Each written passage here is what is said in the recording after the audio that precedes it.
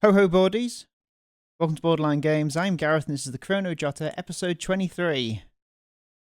Last time, we were looking at the supposed last recall. Now this is a recall that's actually the first time it's not from Ran's perspective, it's from Sakura's perspective.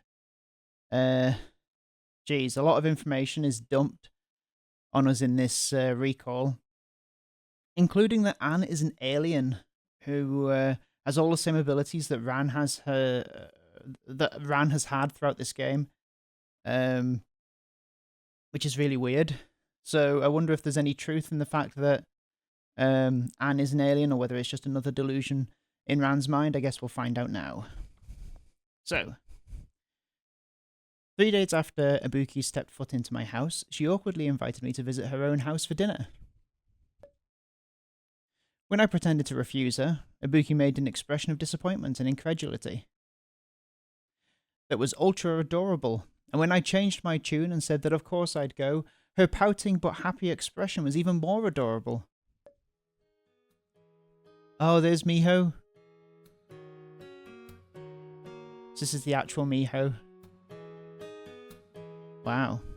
Man's been reminded us all day these days about how you're planning to come over as a guest, so we wouldn't forget. Do-do-ba-da-do. Miho spoke as she served food onto Ran's plate.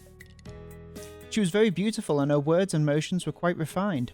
The fact that Ran was also able to enjoy a high sanitary environment even after she fell ill was surely in no small part due to Miss Takai's efforts.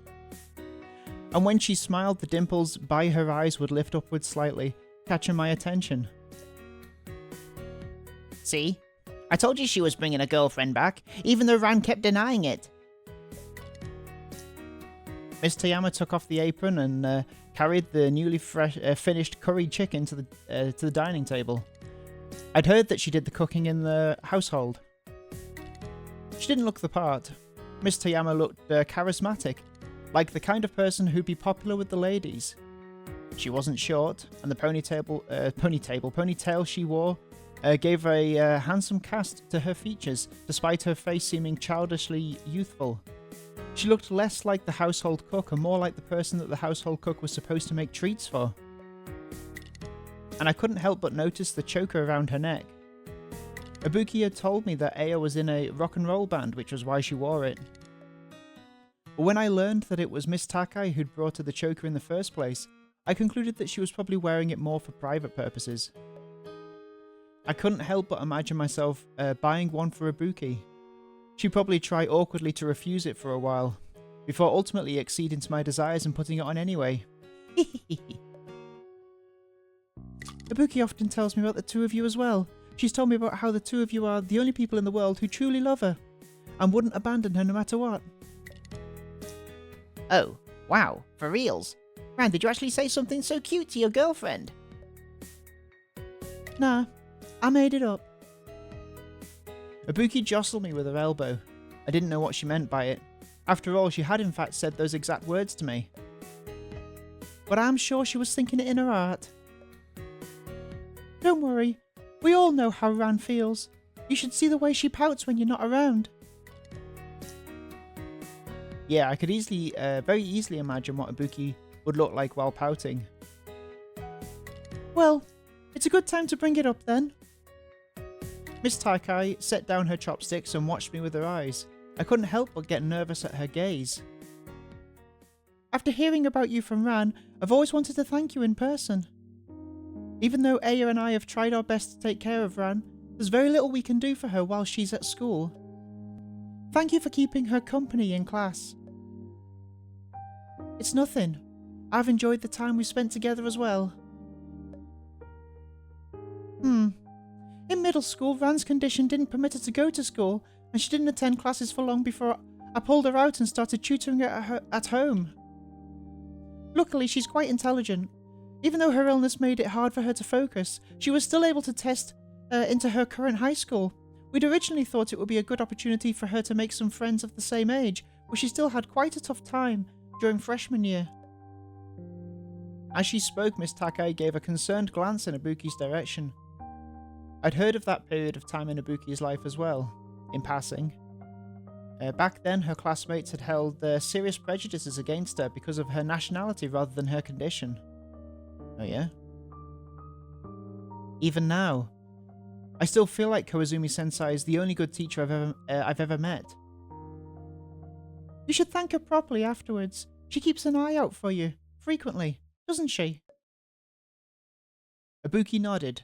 The conversation reminded me that Ibuki had once mentioned that Miss Takai had asked the school not to reveal that Ibuki was a foreigner. But clearly some loose-mouthed teacher had let the information out anyway. Koizumi-sensei was responsible for our grades maths classes as well before Ibuki met me. The only person at school that Ibuki was on speaking terms with was her. Just in case, I'd used recall on Koizumi-sensei as well. Her life story hadn't exactly been smooth sailing, and in the future it was likely it'd take a turn for the worse. But that wasn't something for me to interfere with. Okay, that's enough about the unhappy past. We've moved on, Ran-chan. Has you to help support her now as well, Anne. Using a dinner knife, Miss Toyama sliced off and deposited some roasted pork on my plate. You seem pretty mature, Ran. With you around, I'm sure that Ran-chan will be fine. I did in fact have a lot more life experience than most others around me, due to the recalls, but mature. I lifted my hand and experimentally touched my face. Relative to Earthlings, I did experience an increased rate of senescence? Wonder what that word means? Senescence. Okay, we're going on a dictionary hunt. Senescence. Should I know that word? Senescence. Senescence. The condition or process of deterioration with age. Right, okay. Okay. I hope that wasn't what Miss Toyama had meant. Ran, why are you so quiet today? Nothing. I just wanted you and Aya to chat more with Anne. Oh, are you nervous? As if I'd have any reason to be nervous in my own home. Even though I couldn't help but tease her again, I understood how Ibuki must have felt. She must have been wondering whether her adoptive mothers and I, 3 people who each cared deeply about her, would get along well. Well, you should talk more then. I want to see you act how you were at home. Or act how you are at home. Ran's very well behaved. I've been working from home lately, and during that time, Ran has frequently made tea for us or helped rub our shoulders to relieve stress. Oh, isn't that nice? Absolutely, absolutely. But honestly, Ran-chan spends more time pouting at you than helping out, doesn't she? She's always asking for hugs and all that. That's normal, isn't it? Oh. Ran's reliance on the two of them must surely exceed the feelings that most ordinary people have for their parents. Ibuki was abandoned by her biological parents and co-signed to a nation that spoke a completely different language, not to mention how she'd inherited her mother's schizophrenia. But even then, Miss Toyama and Miss Takai had taken good care of her. They must have put in unimaginable effort to get her to a point. To get her to a point where she could participate in normal society. Furthermore, the symptoms of her condition left her with little interest in interacting with strangers. In contrast, she needed physical contact with those who were closest to her, to find her sense of security in social interactions. But after eliminating these reasons, all I could do was imagine Ibuki pouting at her parents, before she asked them for a hug. It reminded me once again how unbelievable cute Ibuki was. Speaking of which, lately our office has been considering having everyone work from home due to an increased prevalence of honeycomb amnesia incidents around here. You two make sure to be careful when you're going to school too. Try to take the safer paths, further from the road. Otherwise, it'd be dangerous if a driver suddenly got hit by the syndrome. I nodded and wondered to myself whether the rains would come, if Ibuki, the beloved child, brought up anything about the supernatural to humans around her. Oh, okay. So, is it the rain happens whenever the aliens are discovered. So it's an event the aliens control. I don't know. If at all possible, I would have loved to be able to explain my identity to them and explain that Ibuki was destined to lead a difficult life. And that, when those difficulties came, I'd do my best to protect Ibuki in their stead until I passed away myself. Ibuki and I take the same path to school, so I promise that I'll take care of her. Oh. Whoa, okay. After enjoying the delicious food that Miss Toyama had prepared for us, and still holding the sugar apples that the two of them had shoved at us for dessert after dinner, Ibuki and I visited the park under the apartment to take a walk together. There wasn't a soul in sight. Not only that, but there were only a couple of hurried pedestrians on the sidewalk, a short distance from us. Public cars, which had been equipped with automatic driving systems, were still operating as usual, but there were vanishingly few privately owned vehicles I see. A sight such as this was very commonplace in areas struck by honeycomb amnesia syndrome. It'd probably take a month or so before everything slowly went back to normal. Sakura, is there any way to let Aya and Miho know everything without causing them to lose their memories?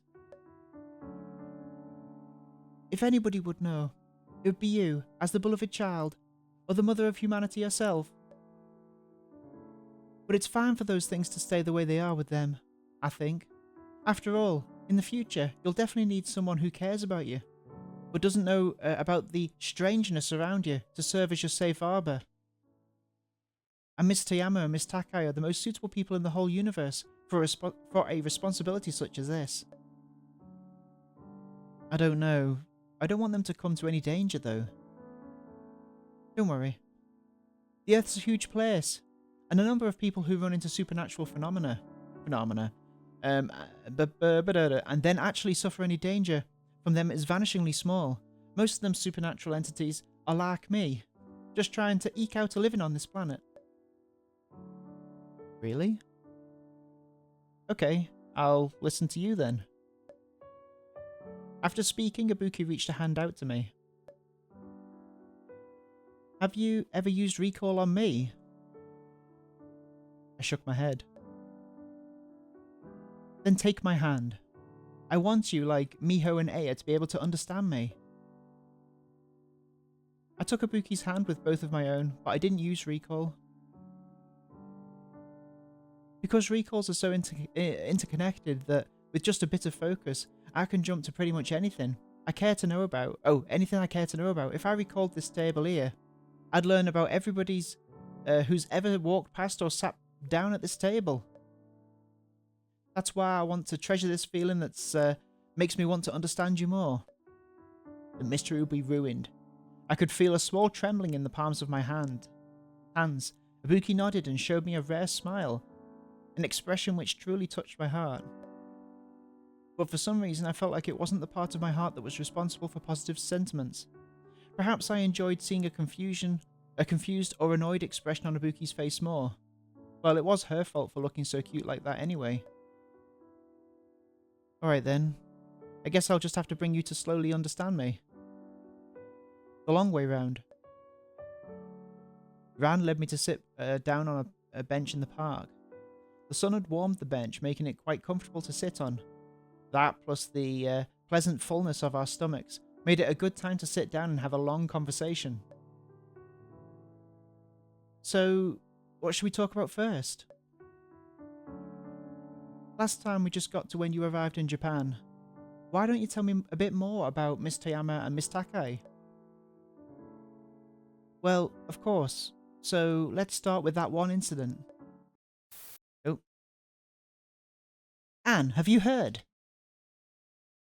What? I answered her half-heartedly. At the moment, my entire brain was filled with Ran's plans to visit Koizumi-sensei over the weekend. Half a month ago, Koizumi-sensei had told Ran that she was planning to reject the marriage that her parents had arranged for her. From that day on, she never come to school again, and Ran was growing more and more agitated because of it. Our math teacher, Koizumi-sensei, she's resigned her position. Is that so? I pretended to be surprised as I reached and touched her wrist and immediately entered recall. The rumours she'd heard had already spread throughout the school. Through this, I was able to easily change the subject of the recall to Koizumi Sensei herself. The sight that I saw was, sadly, the opposite of what Ran had hoped for. And I hear that she got pregnant before she even got married. I stood and left the bewildered student there, and headed right for Ran's class. Even though the start of class bell was about to ring, there was no time to spare. I knew exactly how Ran would react once she heard the rumours going around. I had to be by her side. If the situation went badly, or if anybody wanted to hinder me, then I'd take out the bottled Eclipse worm that I kept on me for emergencies like this and break it to summon the rains. Alright. So Anne is causing the rain, or, is able to cause the rain. Ran! I saw Ran hugging her legs, sitting on a lone chair, her table overturned. The other students had backed off and left a wide circle around her, and I could clearly hear that they were whispering to each other. Oh no. I pushed them out of the way and went to Ran's side, pulling her to her feet and with the intention of taking her out of the classroom. Everyone knows I did it. They repeated the exact words I said to Koizumi Sensei to me. Even the table knew. The table spoke too. Ran clung tightly to my arm. Right now she had little reason left to spare on modulating her strength, and she was gripping me very tightly. I could feel the tingling in my fingertips, signaling that the blood flow in my arm had been cut off by the pressure. Poor Ran. Ran, calm down. It's not your fault. Anne, I can hear Koizumi Sensei crying. Is she right behind me? I was worried that any sound at all would just become further torment for Ran at that point, so I didn't say anything at all and just dragged her to the nurse's office instead. The teacher on duty had apparently been informed of Ran's condition when Ran was first enrolled. She allowed me to help Ran over to the bed, while she gave Miss Toyama and Miss Takai a call. I sat by the side of the bed, holding tightly to Ran's hand. I understood very well that she might not be able to come back to school after this. Once her condition began to destabilize, recuperation would require a very long period of time, and it wasn't likely that she'd be able to keep attending classes. So just how much time did I have left with her? Ran, be good and take these pills for me, okay? I won't. Don't come close to me. Ran had curled herself up at the foot of the bed, sweating all over and staring at me with terrified eyes. No, that's not good. After her illness worsened due to the Koizumi Sensei's departure, I was just barely able to convince Miss Takai to allow Ran to continue to attend class. The result was that she was only allowed to attend classes for half the day, and I, on the other hand, became responsible for taking care of her at school, with the critical duty of making sure that she took her medication at noon as prescribed. But the mentally ill could fight medication to a degree that exceeded even my imagination. Once you take the medication, you can take a nap, and then after you wake up, we can go home together, okay? I'm not taking the medications. I never take anything you give me, not even water. Ran had grown even more tense than before. Her toes fidgeted and grasped at the bedsheets, while her eyes didn't stop turning every which way for even an instant. For a while, I'd been tricking Ran into taking her medication by hiding it in her food to overcome her resistance, but eventually she found out, and once she did, it left her even more highly strung and paranoid. Ran, I just want you to get better quickly. I'm not sick. Why are you forcing me like this? I'm clearly the one being persecuted and bullied by them. Why should I be the one who has to take the medication? She took the phone at her side and threw it at nothing in particular. I turned my head and saw the screen of Ran's phone shatter. Oh, that's why it's broken. The photo she and I had taken together was now covered with cracks, and the centre of the cracks was, by sheer coincidence, located right over my face. In actuality, the medical prescription had already long since run its course, but Ran's situation still showed no clear improvement. I was heartbroken and exhausted. No matter how many psychiatrists, memories I combed through with recall, the only thing it brought me was endless astonishment about how different each individual patient's case would be. The only thing I learned about, which I could apply to Rand's situation, were existing, proven medicines. The only thing I learned about which I could apply to Rand's situation were existing, proven medicines. Okay. It's a weird way of saying that, I think. No matter what, you have to keep taking your meds. After I said so, I put the olanzapine pill in my mouth and crawled over the bed next to her. What are you doing? Stay away from me! I reached out and grabbed her by the arm. Rand struggled fiercely, trying to kick me away with her legs. Don't come any closer, don't! While her mouth was open, I took the opportunity and pressed my own lips to them, and used my tongue to deliver the pill into her mouth. If only more doctors did this. Rand choked and sobbed, and shook her head, but gradually gave up on struggling. Doctors should be kissing their patients. Doctors should be kissing their patients. I waited until she'd fully calmed down before pulling my lips away and letting go of her hands. That was our first kiss. Clearly, this wasn't the kind of first kiss she'd wanted. Rand hugged her shoulders and turned her head away, tears running down her cheeks. I'm sorry, Ran. I retreated as far away as I could, and she hugged herself even tighter, leaning against the wall. Ran lowered her head. I couldn't see what expression she was making. Ran, why don't you take a day off from school tomorrow? Ran remained silent and unresponsive. I blinked my eyes, feeling like I was about to cry, but I did my best to bear it and looked out through the window, up towards the bright and cloudless blue sky. Summer's almost here. Once it's summer vacation, why don't we go on the trip together, to the sea? How's that sound? Ran suddenly nodded her head, and followed by speaking. Okay. Ran's condition had improved significantly, but she was still plagued by serious insomnia. Even at the seaside resort, she still found it hard to fall asleep, so every night she and I would hold hands and take a long and meandering walk on the sands, without another soul in sight. The bright moon reflected itself in the surface of the ink-black water. The pure white light was particularly eye-catching, and so we'd always stop our walks whenever we reached an optimal spot to moongaze. At this moment, the only thing I was worried about was whether the ocean winds would ruin my carefully maintained hair. And are there aliens on the moon? It's possible. What about the sun? The sun itself is one. Ran nodded. I knew that she wasn't particularly interested in the answer.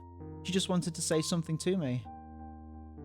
She'd been like this ever since we saw that the news about the female high schooler who'd committed suicide at Shibuya Crossing today. Oh.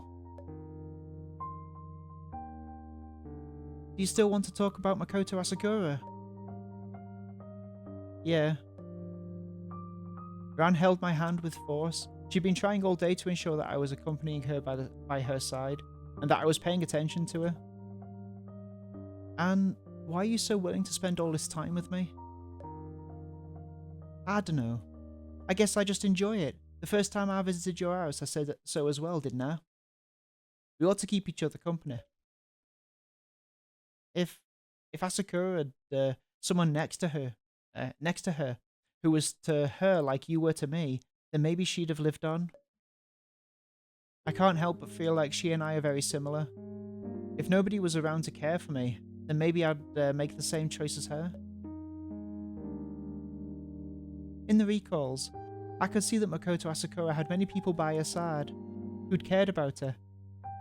None of it successfully moved her though. Her problem seems to be more fundamental in nature. It was unfortunate that I couldn't use my power on the deceased directly, but even if I could, there'd be no way for me to know what they were thinking. Maybe what she needed wasn't just someone who cared about her, but rather someone like Yanagawara. Tama Indoa's book mentioned something like that. Asakura needed to have meaning granted to her life. Something that could help her find a connection between her and the world. Maybe then she wouldn't have chosen to kill herself. Ran nodded to herself, seemingly convinced that she'd found the right answer. At that point, the waves grew slightly louder, and a wind blew in from the sea. The clouds in the night sky were brushed aside by the wind as well, and the light of the moon shone boundlessly over the beach. Oh, by that light I looked towards Ran and she at me, as well, with an expression that seemed almost to be a smile, but not quite. I could tell, though, that she was embarrassed, because my expression was probably much the same. We thought of the same thing. Oh.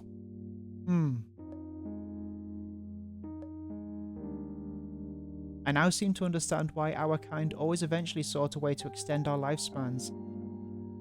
Even now I was hoping that I could spend more time with Ran. I wish that my life hadn't already passed its halfway point.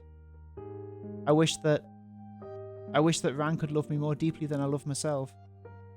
I wanted to become, in her heart, a figure of singular and irreplaceable primacy. Primacy? And why are you crying?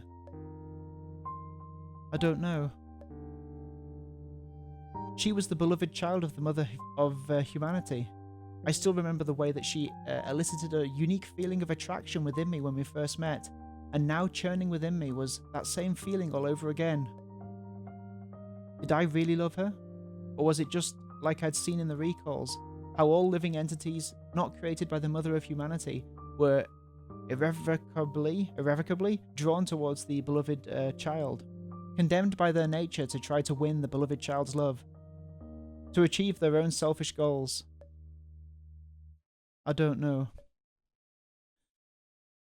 Anne, is it your lifespan? Are you worried about your lifespan? Anne shook her head. I'm not worried. There's still 20 years left.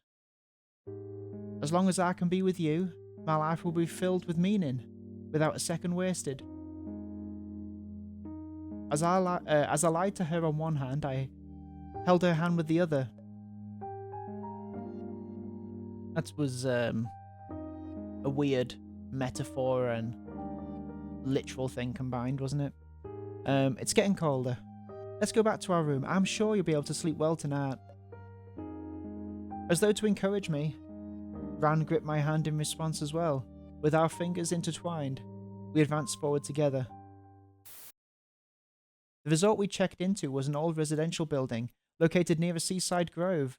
Apparently, after the owner had mysteriously disappeared for several years, the family had sold the building to its current proprietor. Because of the remote location and the rumours involved, there were very few customers, which suited me perfectly. Do you feel sleepy? Even though Ram was yawning, she still shook her head. Then, should we go take another stroll somewhere? They said there was an observation deck around here, didn't they? Ah, yes. I think they said it was on the 3rd floor. Let's go take a look. Here we are again. Let's solve a murder here. Rand and I arrived at the observation deck. This was a regular polygonal room with a broad view of the landscape outside the windows. Rand sat down beside the wall and turned her head to look at the sea of stars that filled the view outside the window. I, on the other hand, held her hand and looked only at her. Anne, we should come here more during the rest of our stay here as well. Of course, if you'd like to come, then you can come here any time. Just the nights will be enough. Ran closed her eyes and leaned against my shoulder and fell asleep before too long. The way she turned and tossed restlessly every night always distressed me, but for some reason she entered a deep and steady slumber this time. Looks like we really do need to come here to stargaze more often. Good night, Ran. Oh. Whoa. What? Anne, it hurts so much. Anne, help me. The air was full of the smell of fetid water, but it was far from being able to cover the stench of blood. Ran's screams mixed with the sound of rain, echoing across the rooftop. I gasped in panic, feeling like I was about to hurl. That was emotional whiplash. Whoa. Human, beloved child, help me. Before my eyes was a bizarre organism, a puddle of quicksilver blood mixed with decaying chunks of flesh. It was clearly on its last legs. Okay. And its bizarre blood had splashed onto me. The strange substance halfway between solid and liquid had congealed into irregular shapes on my body. This was much like its fundamental nature. It was just a mass of black hair, which changed forms based on the expectations of the conscious beings around it, constantly switching between solid, liquid, and gaseous states. Beloved child. It spoke atonally, but its voice sounded like a mixture between mine and Ran's, which filled me with disgust. Anne, please, save me! Miss Sakura, please! Trembling, I turned my head. Ran was slumping on the floor. Her left arm had been torn off at the elbow, and I could spot shredded muscle and shattered bone in the wound. She wept and sobbed uncontrollably from the sheer pain, and had scraped her legs red with her repeated wild kickings against the floor. A whole puddle of blood had formed under the remnants of her left arm. It had only taken a few seconds for that thing to pounce on Ran and devour her arm. If I could have just been more... Miss Sakura, my hand! My hand! It hurts so much. It's fine, Ran. It's fine. I'll take her to the hospital. I bent down and picked her up. Ran sobbed inconsolably, repeating her pleas towards Miss Sakura. My hand. Miss Sakura, it hurts so much. What do we do? Help me. Everything's fine. I'll help you. To the beings which had been defined by the mother of humanity as supernatural, the beloved child was a temptation that far exceeded my imagination. I had been naive enough to believe that I was the only one who knew that the new beloved child was Ran. That was what had brought this suffering down upon us. Well, they're on top of the school again, aren't they? This is only the beginning. They'll keep coming, and they'll never stop. Not until they take Ran away from me for good. Ran, don't worry. I'll protect you. Don't worry. Ran's hand had been ripped away entirely by the thing that had attacked us. Even though the wound had healed, the shirt sleeve of that arm remained empty. I didn't inform Miss Takai or Miss Toyama about the incident. Instead, I lied to them, telling them that Ran and I were still enjoying our summer vacation together in a different location. Will it hurt, Anne? Ran laid on the bed, clutching my wrist with a death grip, using her only remaining hand. Don't worry. She'll inject you with a tranquilizer. Once you wake up, your left hand will have regrown. I picked up the blood sculptor. Hello? And placed them next to Ran's severed hand, and then took out some glass jars from my backpack. Inside them were 2 liters of blood from the same person. What is she, a witch? So she's got a blood sculptor and placed them next to Ran's severed hand, and then took out some glass jars from my backpack. Inside them were 2 liters of blood from the same person. Okay. I nodded to the blood sculptor's owner, and she nodded and began to commune with the big cat. It wasn't the first time I'd come here, so the blood sculptor generously allowed me to stroke its head. At the same time, its owner began preparing the tranquilizer. It seemed that the 2 liters of blood would be sufficient. Alright, it's time. Just close your eyes and go to sleep. Okay. Anne, will you keep me company? Well, of course. I'm not going anywhere. Ran closed her eyes in satisfaction. I waited until the tranquilizer had taken effect, before I gently pulled Ran's fingers away from mine and entered the room next door. There I laid down in the recliner, and took out the item I'd asked the blood sculptor's owner to help me prepare beforehand. I injected it all into my bloodstream and closed my eyes, waiting for it to spread throughout my entire body. I wanted to protect Ran. I wanted her to be able to escape her status as the beloved child of the mother of humanity and survive doing so.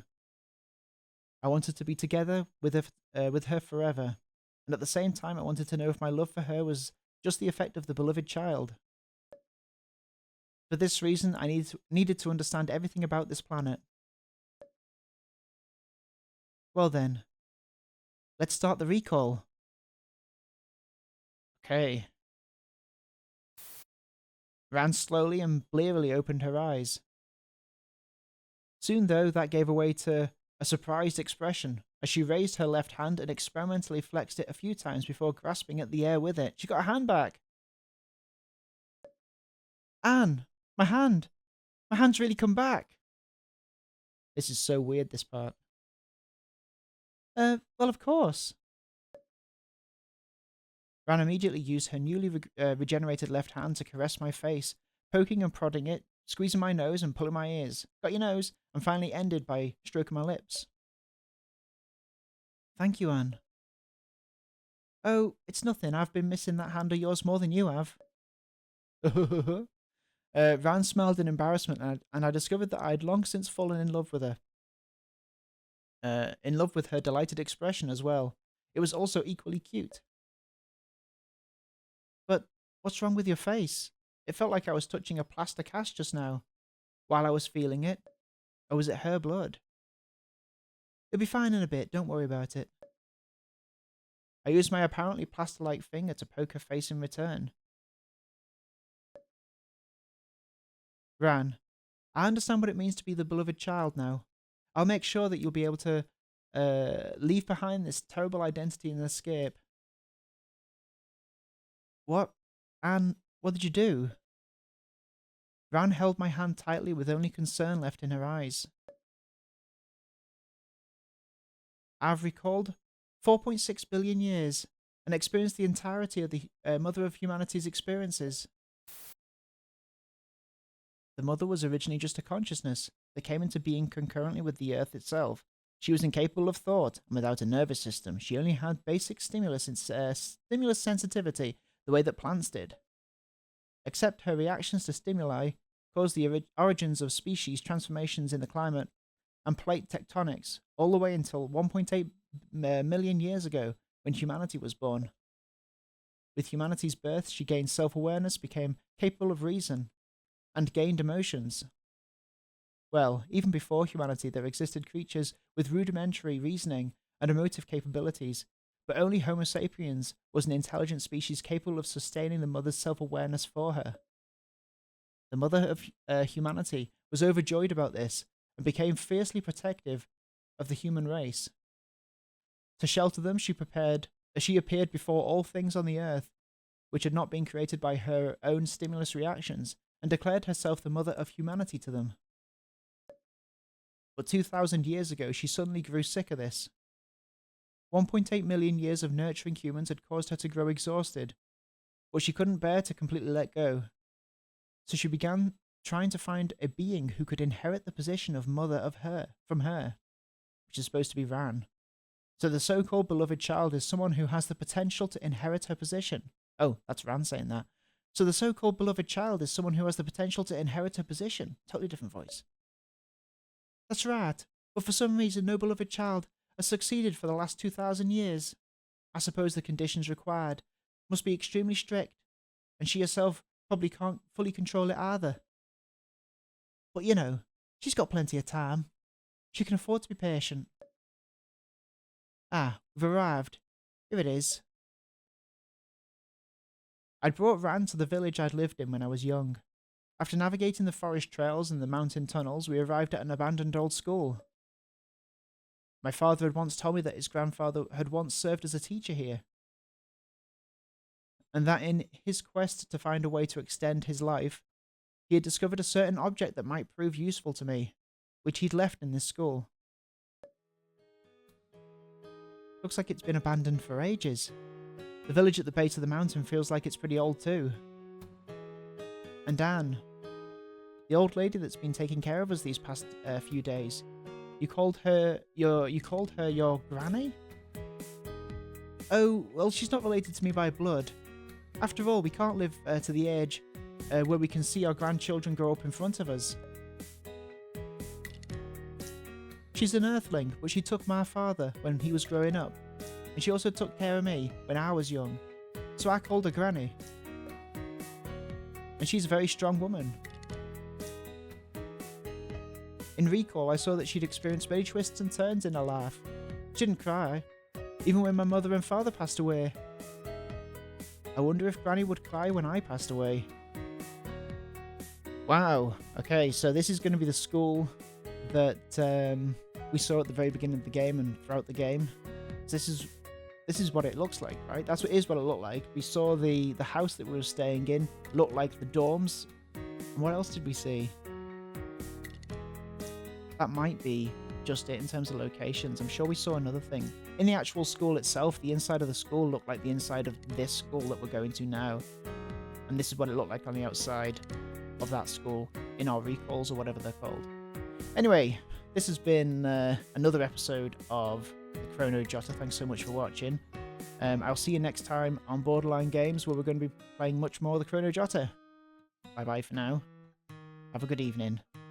Bye bye.